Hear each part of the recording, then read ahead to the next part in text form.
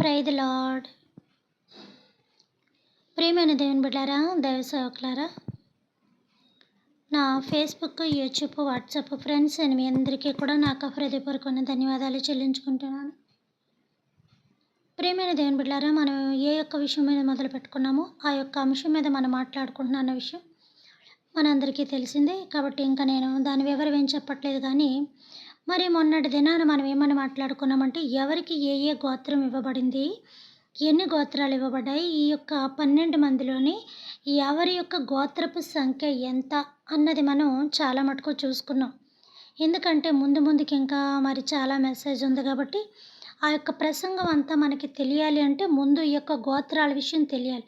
కాబట్టి ఎవరి కుటుంబ సభ్యుల యొక్క లెక్క వెరసి ఎంతెంతమంది, ఆ యొక్క వంశీకులు ఎంతమంది, ఈ వంశీకులు ఎంతమంది, బెన్యామీన్ గోత్రం ఎంతమంది, రూబేను యొక్క వంశావళి ఎంతమంది, షిమ్యోన్ యొక్క వంశావళి ఎంతమంది, గాదు యొక్క వంశావళి ఎంతమంది, యోధా యొక్క వంశావళి ఎంతమంది, ఇస్మాకర్ యొక్క వంశావళి ఎంతమంది, జబూల్ యొక్క వంశావళి ఎంతమంది అని ఇప్పటిదాకా ఇంతమంది కోసం మనం తెలుసుకున్నాం. సరే ప్రియమైన దేవుని బిడ్డలారా, ఇప్పుడు మనం యోసేపు కూడా ఒక కుమారుడే కదా, కానీ యోసేపుకి గోత్రం ఇవ్వబడలేదు. మరి యోసేపుకి ఎందుకు గోత్రం ఇవ్వబడలేదు అని మనం చూసుకోవాలి. అలాగే యోసేపు తండ్రి, ఈ యొక్క 12 మంది తండ్రి యాకోబు, అందులో ఒక కొడుకు యోసేపు. మరి ఇంతమందికి గోత్రం వచ్చినప్పుడు యోసేపుకి ఎందుకు గోత్రం రాలేదు అని మనం ఒకవేళ చూసుకుంటే కనుక, యాకోబు గోత్రం అని అంటారు కానీ యాకోబుకి గోత్రమే లేదు. అందుకే నేను అంటూ ఉంటాను, మీరు బైబిల్ చదివినప్పుడు చాలా పర్టికులర్గా చదవండి. మేము ఏం చెప్తున్నా వినేసి అది నిజం అనుకోవడం కాదు, వెంటనే దాన్ని మీరు ఒక్కసారి మాట్లాడాలి. మనం ఎప్పుడున్నా ఎక్కడున్నా ఎంతమందిలో ఉన్నా దానికోసం మనం ధైర్యంగా మాట్లాడగలగాలి. ఎందుకంటే ప్రియమైన దేవుని బిడ్డలారా, బైబిల్ చదివినప్పుడు ఆ యొక్క జ్ఞానం కొంచెం మనకి అబ్బుతూ ఉంటుంది. కొంచెం ఎక్కువగా చదివితే కొంచెం ఎక్కువగా వస్తూ ఉంటుంది. 1కి 10 సార్లు చదివితే గుర్తు ఉంటుంది. కాబట్టి ఎవరన్నా మనకి మెసేజ్ చెప్పి ఇచ్చేసారనుకో, 2, 3 వరకు అయితే పర్వాలేదు. అదే 100 మందిలో గనక, లేకపోతే ఒక 50 మందిలో గనక, అట్లీస్ట్ ఒక 20 మందిలో చెప్పినా కూడా 20 మందిని వాక్యంలో పాడు చేసినట్టే కదా, 20 మందిని తప్పుడు దోవకు చెప్పినట్టే కదా. నీకు ఇష్టం వచ్చినట్టు చెప్పడానికే కాదు, వాక్యం ఎలాగుందో వాక్యం టు వాక్యం చెప్పాలి. బైబిల్ టు బైబిల్ మనం మాట్లాడాలి. అలాంటిగా మాట్లాడగలిగిన మహానుభావులు ఇంకా చాలామంది పండితులు ఉన్నారు. బైబిల్ని ఎన్నోసార్లు 9 సార్లు చదివిన వాళ్ళు, 10 సార్లు చదివిన వారు, మరి 4, 5 సార్లు చదివిన వారు చాలామంది ఉన్నారు. అంటే వాళ్ళ జీవితాన్ని ఎంత ధారబోసి చదివి అలాంటి చరిత్రలన్నీ కూడా మనకి ప్రసంగాల రూపాల్లో ఆ యొక్క ఛానల్స్ రూపాలు ఇస్తున్నారంటే ఒకసారి మీరు అర్థం చేసుకోవాలి. కాబట్టి ప్రియమైన దేవుని బిడ్డలారా, అప్పుడు ఏదో 10 మందిలో వాళ్ళని అవమానపరిచాం కదా, ఏదో మాకు తెలుసు మాకు తెలీదు, ఏదో ఒక తప్పు అనుకోకుండా జరిగింది, ఇక వాళ్ళు సోది ఏదంటే చెప్పనీయండి, మనకు అనవసరం. కానీ మనం ఖచ్చితంగా నిలదీసి అడగాలి. ఎందుకంటే చేసిన విషయాన్ని కప్పిపుచ్చుకోవడానికి తప్పించుకోవడానికి అక్కడిదక్కడ ఏదేదో చెప్పేస్తూ ఉంటారు. దానికి సపోర్ట్ చేసిన పక్క వాళ్ళు కూడా చాలామంది ఉండి వాళ్ళు కూడా పూర్తి చేయనివ్వరు. వాళ్ళు పూర్తి చేయాలనుకున్నప్పుడు చక్కగా చెప్తూ ఉంటారు. మనం పూర్తి చేయాలన్నప్పుడు అడ్డుపడుతూ ఉంటారు. అయినప్పటికీ అలాంటివి మనం లెక్క చేయకూడదు. ఎందుకంటే నువ్వు ఎప్పుడైతే దేవుని కోసం ధైర్యంగా నిలబడి మాట్లాడగలుగుతావో, మన యొక్క విషయాలు ఎవరు మాట్లాడరు. ఎవరెవరు మాట్లాడినా ఎవరెవరు ఊరుకోరు. ఎవరి మీద ఎవరు డిమాండ్ చేసినా ఎవరు ఊరుకోరు. అంతవరకు వస్తే ఎంతవరకు అన్నది ఎవరైనా చూసుకుంటూ ఉంటారు. కాబట్టి ఒకళ్ళ మనోభావాలు దెబ్బతినేలా ప్రవర్తిస్తే ఇక వాళ్ళ యొక్క ప్రాణం కూడా ఇసుకుపోయి, వాళ్ళు కూడా చూసి వాళ్ళ ఓపిక సన్నగిల్లిపోయి, నిజంగా వాళ్ళ యాక్షన్కి వీళ్ళు తట్టుకుంటూ ఉన్నారనుకోండి, తర్వాత వీళ్ళ గనక మనసు విరిగిందంటే వీళ్ళ రియాక్షన్ చాలా భయంకరంగా ఉంటుంది. ఇక ఎంతవరకు అంటే అంతవరకు వెళ్తారు. అది మంచి అయినా చెడైనా లీగలైనా ఏదైనప్పటికీ కూడా వెళ్తూ ఉంటారు. కాబట్టి అంతవరకు తెచ్చుకొని 10 మందిలో లాగించుకొని ఇది చేయించుకొని కన్నా మన మర్యాదని, మన సంస్కారాన్ని మనం కాపాడుకోవడం చాలా గౌరవం అన్నమాట. సంస్కారాల కోసం మనం ఎవరికి కూడా నమస్కారాలు ఎట్టి చెప్పక్కర్లేదు. అందరికీ తెలిసి కూడా ఎదటోళ్ళ మనసులు బాధ పెట్టి, ఎదటోళ్ళు ఇదులు చేసి, ఎదటి వాళ్ళ మీద డిమాండ్లు చేసి, ఎదటి వాళ్ళ మీద ఒత్తిడి తీసుకొచ్చి ఇది చేసినప్పుడు మనం ఇంకా చూస్తూ ఎంతకాలం అని ఊరుకుంటూ ఉంటాం. దేని విషయమైనా ఖచ్చితంగా సీరియస్గా తీసుకోవాలి. ఎందుకంటే దేవుడు వచ్చేటప్పటికి ఏదేదో చెప్పేస్తూ ఉంటారు. చెప్పినోళ్ళని చెప్పనిస్తా ఉండరు. చాలామంది సేవకులు చెప్పేటప్పటికి టయాలయిపోయాయి. గడియారం వంక చూసేస్తా ఉంటారు. అరే! దేవుడికి కాసేపు టైం ఇవ్వలేకపోతున్నారు. నువ్వు ఎన్ని గంటలకెళ్ళావు? ఎంతసేపు దేవుడి దగ్గర ఎదురు చూసావు? ఎంతసేపు వస్తున్నావు? దైవజనుడు నీ కోసం ఎంతసేపు వాక్యాన్ని నీ దైవ సేవకుడు చెప్పడానికి నీకు సిద్ధపడడానికి ఉన్నాడు అన్న విషయాన్ని గమనించడం మానేస్తున్నారు. ఒకవేళ ఒక మాట ఏదన్నా అన్నారనుకోండి, ఇంక రయ్యా రయ్యా గయ్యా గయ్యమని ఉంటూ ఉంటారు. ఈ సంఘం కాకపోతే ఆ సంఘం, ఆ సంఘం కాకపోతే ఈ సంఘం. కాకపోతే విషయం ఏంటంటే అక్కడ పాస్టర్ గారు కూడా అలాగే వాక్యంలో గర్దిస్తూ ఉంటారు. మా జబ్బు ఇంతే. బైబిల్ చదివారా? ప్రార్థన చేశారా? మందిరానికొచ్చారా? ఎక్కడ పోయారు? ఎక్కడున్నారు? ఇంతే మా పనులు ఇంతే. మేము ఇలాగే అంటాం. మీరు తిట్టుకున్నా, కొట్టుకున్నా, ఏం చేసినా మా యొక్క లక్షణాలు ఇలాగే ఉంటాం. మీరు ఇచ్చేదాన్ని బట్టి కోట్లు కాదు, మేము కోట్లు మేడలో కట్టేసి కూడా కాదు. ఎవరి ఉద్యోగ ధర్మం వాళ్ళు నెరవేర్చాలి కాబట్టి వాళ్ళ పని సక్రమంగా చేసుకుంటూ వెళ్ళాలి. మా పనులు ఇవి కాబట్టి ఓ 2 ఆత్మల్ని దేవుని దగ్గర పాదాల దగ్గర వేయాలని మా యొక్క ఆశ, మా యొక్క తపన. అంతకు మించి మాకు ఇంకా ఆరాటం ఏమి ఉండదు. మా ఆరాటం అంతా దేవుని కొరకు పోరాటంగానే ఉంటుంది తప్ప అంతే. అంతకు మించి ఏమి ఉండదు. ఉండేవాళ్ళకి ఉంటూ ఉంటుంది. అందరూ ఒకటే రీతిలో ఉండరు. అందరూ ఒకటే ఆలోచన చేయరు. మిమ్మల్ని ఎవరు గమనించట్లేదని అనుకుంటున్నారేమో. మీరు చేసిన పనులు, మీరు చేసిన వేషాలు దైవజనుల కన్నుకి ఏది మరుగే ఉండదు. నిజంగా దేవుడితో ఉన్న వాళ్ళకి వాళ్ళు చేస్తున్న ప్రతీది కూడా మనసుతో మాట్లాడేస్తాడు దేవుడు. ఆ విషయాలు గుర్తుపెట్టుకొని దైవ సేవకులతో ప్రవర్తించినప్పుడు ఒళ్ళు దగ్గర పెట్టుకొని ప్రవర్తిస్తే చాలా మంచిది. చాలా మంచిది. ఎందుకంటే వాళ్ళ చేత్తో కొట్టకపోవచ్చు. వాళ్ళ కన్నీరు రాలింది అంటే గనక కరెక్ట్గా దేవుడు కొడతాడు. మామూలుగా కొట్టడు. మనం ఏ పరిస్థితుల్లోంచి వచ్చాం, ఏ జబ్బుల్లోంచి దేవుడు స్వస్థపరిచాడు, ఎలాంటి కుటుంబాల నుంచి వచ్చాం, ఏ డాక్టర్ లాయర్లు పద్ధతి కలిగిన కుటుంబం నుంచి వచ్చాం, ఏ దైవ సేవకుల కుటుంబం నుంచి వచ్చాం, 10 మందికి వెళ్ళి మనం వాక్యం చెప్తున్నాం, ఒక గౌరవమైన పదవి కలిగి ఉన్నాం, ఇంకా నలుగురికి ఏదో 4 దేవుడి మాటలు చెప్తున్నాం. ఆ చర్చిలో ఉన్న వాళ్ళకి, బయట ఉన్న వాళ్ళు కాదు. బయట ఉన్న వాళ్ళకి చెప్పడానికి కష్టపడతారు కదా, ఇష్టపడరాలు.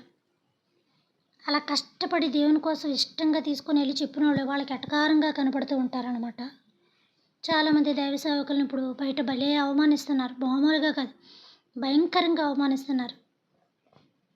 అయినా కూడా తట్టుకుంటున్నాం, చూస్తూ తట్టుకుంటున్నాం. ఎందుకంటే మాకు ఉండాల్సిన మొదటి లక్షణం ఏంటో తెలుసా? సహనము. మాకు ఉండాల్సిన మొదటి లక్షణం ఏంటో తెలుసా? ప్రేమ. మాకు ఉండాల్సిన మొదటి లక్షణం ఏంటో తెలుసా? జాలి.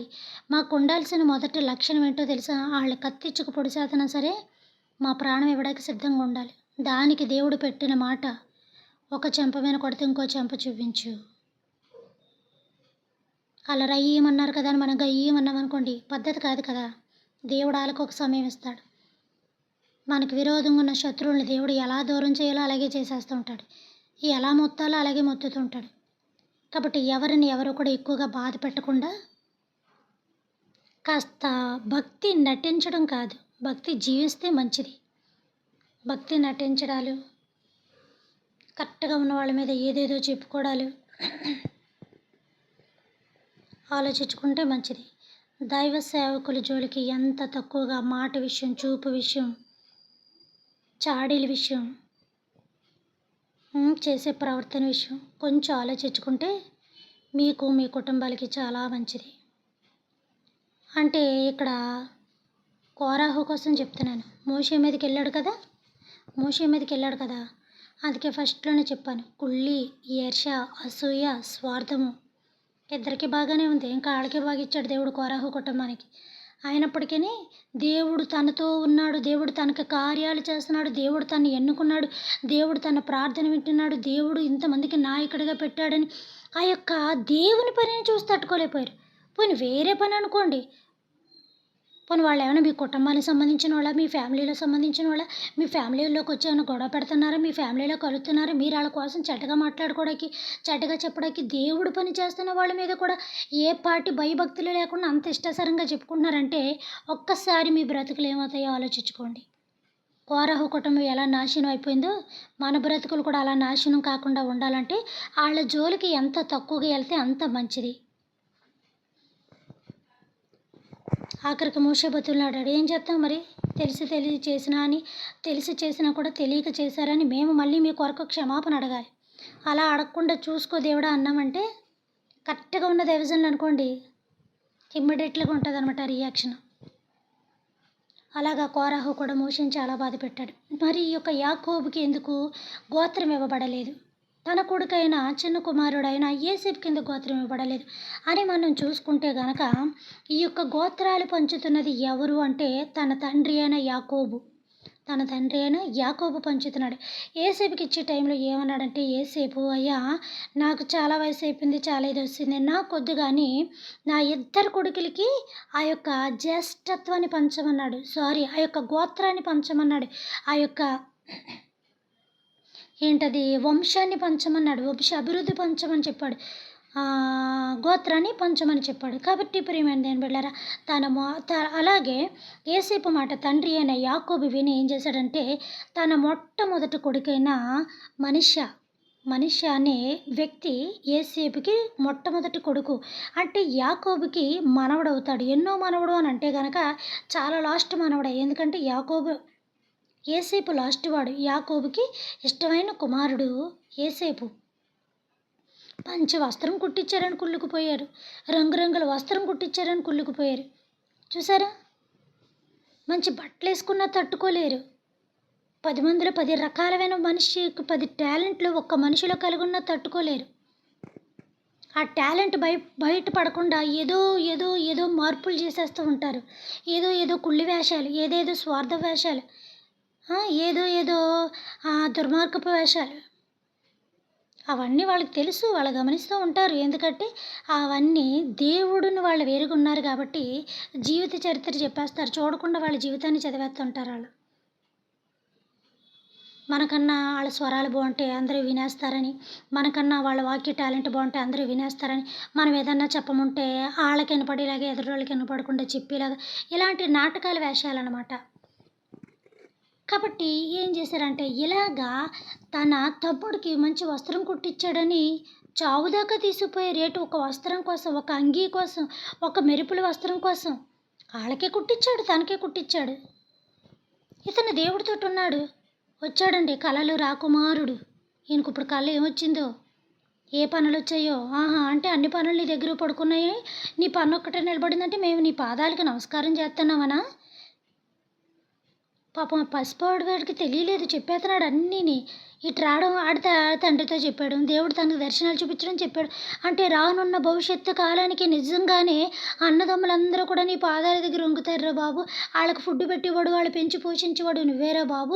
ఈ యొక్క జ్ఞానాన్ని నీకు ఇప్పుడే చూపించాలి. దీని కల అర్థం నీ తండ్రి చెప్తారా బాబు అని నిజంగానే ఆ పసివాడైన యేసేపుకి దేవుడు చూపిస్తుంటే, ఈ పసివాడు ఏమి ఎరగకుండా, అర్మం కర్మం తెలియకుండా, అంత లాజిక్ తెలియకుండా ఎళ్లి చెప్పేస్తున్నాడు. ఈళ్ళన్నాడు మరి అప్పటికే ముదిరిపోయి ఉన్నారు కదా! అప్పటికే జ్ఞానులు కదా! భూమి పుట్టకముందు పుట్టేసారు ఈళ్ళంతా. కాబట్టి ఆ పసివాడి మీద మామూలు ఉగ్రత చూపించలేదు. వాళ్ళ సొంతోళ్ళు, వాళ్ళ బయటోళ్ళు, వాళ్ళకి సంబంధించినోళ్ళు, బయటోళ్ళు కూడా నిర్ణయాలు తీసేసుకోవడమే మన విషయాల్లో. అదంతా వాళ్ళకి సంబంధించిందాగా, అది వాళ్ళ సామ్రాజ్యంలాగా, అదంతా వాళ్ళ మొత్తం నిర్మించినట్టుగా. మధ్యలో వచ్చేవారు మధ్యలోనే ఉంటారు, మధ్యలోనే పోతూ ఉంటారు. ముందు నుంచి ఉన్నవారిని దేవుడు ఎప్పుడు కూడా స్థిరపరుస్తూ ఉంటాడు. అలాగా వీళ్ళందరూ కూడా యేసేపునేదో చేసేయాలని అనుకున్నారు. మధ్యలో ఏదో గోతిలో వేసేసారు. కానీ ఆ శ్రమ అనుభవం అతన్ని ఒక ఉన్నతమైన స్థితికి తీసుకెళ్ళిపోయింది. ఆ శ్రమ అనుభవంలో ఇంకా జ్ఞానం ఇచ్చేసాడు దేవుడు. ఆ శ్రమ అనుభవంలో ఎవరితో ఎలా ప్రవర్తించాలో చెప్పేశాడు దేవుడు. ఆ శ్రమ అనుభవంలో అతని కష్టాన్ని గుర్తించాడు దేవుడు. ఆ శ్రమ అనుభవంలో నేను ఎలా నిలబడాలి, నేను ఎలా నీతిగా ఉండాలి, రాజపదవి ఇత్తాను రారా బాబు, ఒక్కసారి నా ఆశ తీర్చరా బాబు అని. అయినా సరే దేవుడు నన్ను ఈ స్థితిలోంచి తీసుకొచ్చి భోగంలో పెట్టినప్పుడు ఆవిడ నా తల్లితో సమానమని పరాయి స్త్రీ కింద తల్లి కిందే చూశాడు తప్ప వ్యామోహంతో చూడలేదు.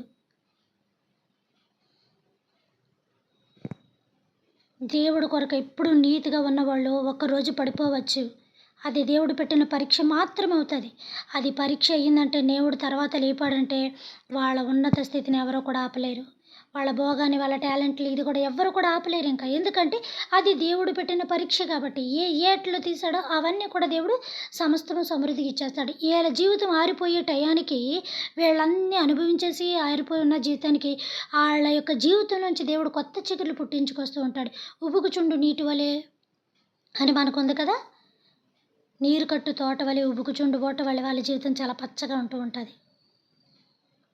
కాబట్టి ప్రియమైన దేవుని బిడ్డలారా, ఈ రీతిలోని వీళ్ళందరూ కూడా కలిసి ఏసేపుని అలా చేద్దాం అనుకున్నప్పుడు వీళ్ళందరికీ ఒక్కొక్క గోత్రం వచ్చింది. కానీ ఏసేపుకి రెండింతల దేవుని, రెండింతల గోత్రాలు వాళ్ళిద్దరి యొక్క కొడుకులకి ఇవ్వబడ్డారు. మొదటి కొడుకు మనిషి, రెండో కొడుకు ఎఫ్రాయిము.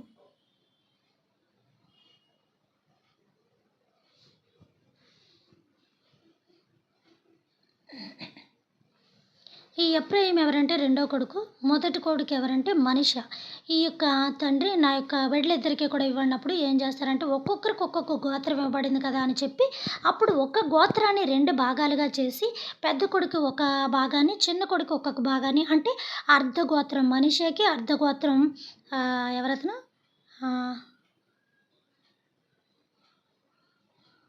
నాకున్నంత మందమరి భూమి మీద ఎవరికి ఉండదారా బాబు, ఎఫ్రాయిముకి ఇవ్వడం అనేది జరిగింది. ఎఫ్రాయిం ఎవరు? రెండో కొడుకు. ఎవరికి? ఏసేపుకి. మనిషి ఎవరు? మొదటి కొడుకు. ఎవరికి? ఏసేపుకి. కాబట్టి ప్రియమైన దేవుని బిడ్డలారా, ఈ యొక్క మొదటి కొడుకైన మనిషికి ఇవ్వబడిన గోత్రపు సంఖ్య ఎంతమంది?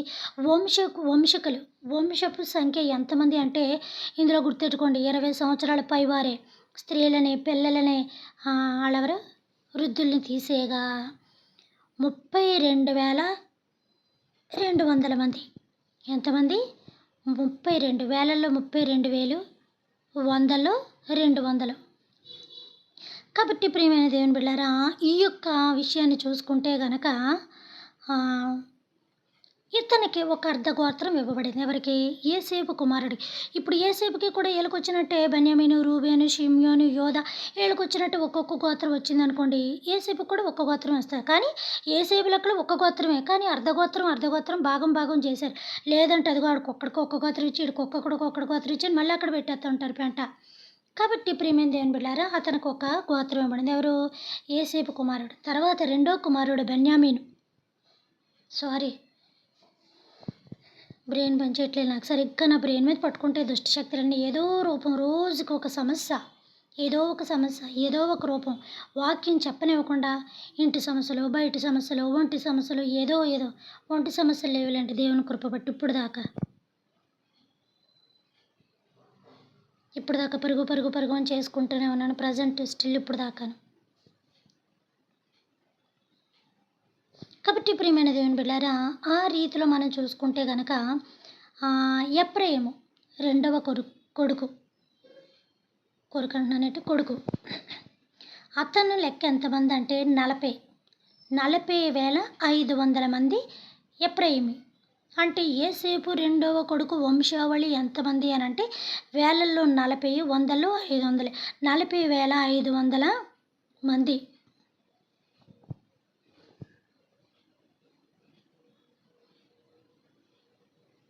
కాబట్టి ప్రియమైన దేవుని బిడ్డలారా, వీళ్ళందరినీ కనుక మనం చూసుకుంటే ఇక్కడ మనిషికి ఒక అర్ధగోత్రం, ఎఫ్రాయిముకు ఒక అర్ధగోత్రం, అంటే ఏసేపుకి ఇవ్వాల్సిన గోత్రాన్ని వీళ్ళిద్దరికీ భాగం చేసి నా బిడ్డలను ఆశీర్వదించి నా తండ్రి అని చేశాడు. ఎందుకంటే ఏసేపు ఎలాంటి ఆశీర్వాదం పొందాడో తెలుసు కదా.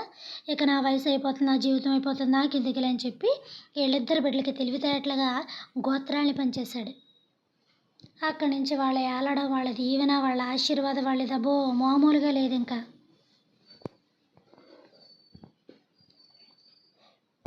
కాబట్టి ప్రియమైన దేవుని బిడ్డలారా, ఇలాగే ఎవరతను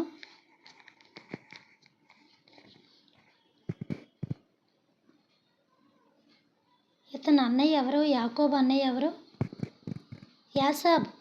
ఒక పూటి ఏంటిది? ఒక పూటి కూటు కోసం ఏంటిది రావట్లేదు నాకు సరిగా నాలుగుకి, నెత్తొచ్చేస్తుంది.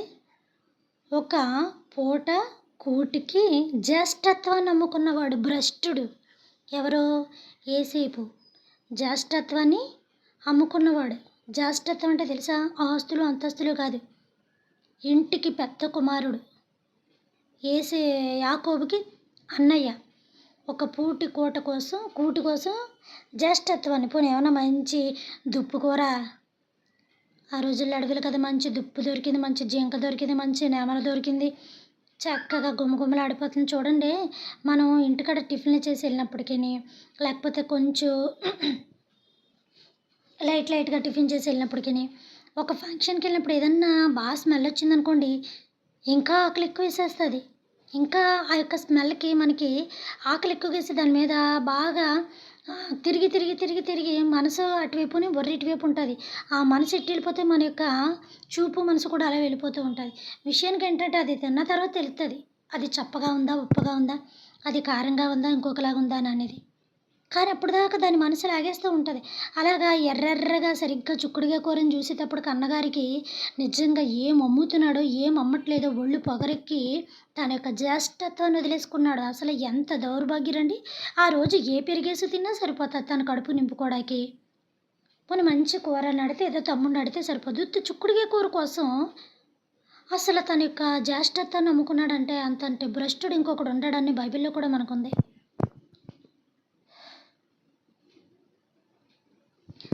సరే ప్రియమైన దేవుని బిడ్డారు, ఈ విషయాలన్నీ కూడా మనం రేపు దినాన మాట్లాడుకుందాం.